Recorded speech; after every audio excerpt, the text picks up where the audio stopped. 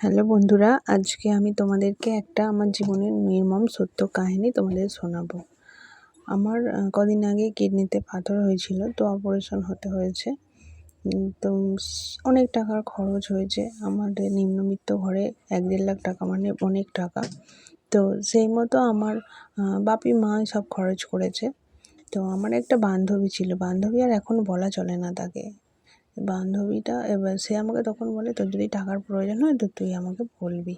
তো সেই মতো আমি তাকে বলি। সে 2-1 দিন বাদে ফোন করে বলে যে আমি টাকা দিতে পারছি না, আমার অসুবিধা এই। ঠিক আছে চলো, দিতে পারিনি, আমি কিছু মনে করিনি তাতে।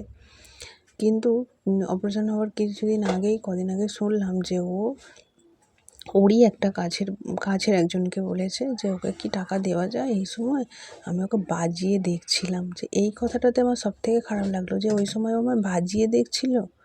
এই কথাটা আবার ওকে বলারও ছিল, ওর মনে ছিল সেটা একটা। যাই হোক, ও বলেছে ভালো করে, যে মানুষ চিনেছি। সে আমাকে কথাটা বলে। তো সেই মুহূর্তে তাহলে চিন্তা করো কীরকম মন মানসিকতা ওর।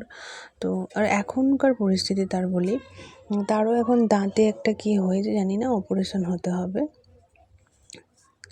তার টাকা আমার থেকে অবশ্যই চায়নি, কিন্তু চাইলে আমি থাকলেও দিতাম না, প্রথম কথা। আর দ্বিতীয়ত, যে মানুষকে ওইভাবে নিয়ে খিল্লি করে ভগবান তার জন্য ঠিক আসল বিচার রেখে দেয়। দেখো, বছর ঘুরলো না, একই বছরের ভিতরে মানে আমার হয়েছে প্রথম দিকে, ওর এবার দেখো বছরের শেষের দিকে। তো ওই জন্য বলি, যে মানুষকে দিতে না পারো অবশ্যই মানুষকে নিয়ে খিল্লি করো না। ওই সময় কতটা আমার কষ্ট হয়েছিল, যে আমি যাকে এরকম ভাবতাম তার মনে মনে সে এইভাবে আমাকে বলল। সে মরবো কি বাঁচবো, টাকা ফেরত পাবে কি না পাবে আমি জানি, দিতে পারবো কি না পারবো সেটা আলাদা ব্যাপার ছিল, কিন্তু আমাকে বাজিয়ে দেখছিল।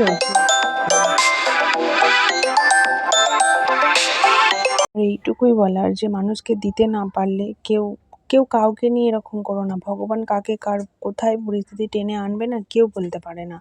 সেদিন আমার যে কতটা কষ্ট হয়েছিল, যে আজ আমার এরকম পরিস্থিতি বলে আমাকে এইভাবে বাজিয়ে দেখছে, মানে এই কথাটা যে কতটা মানে মনে আঘাত করেছিল। এই পরিস্থিতি যারা পড়বে বা পড়েছো তারা আমার কথাটা অবশ্যই বুঝতে পারবে। তোমরাও কমেন্টে বলো ঠিক হলো না ভুল হলো।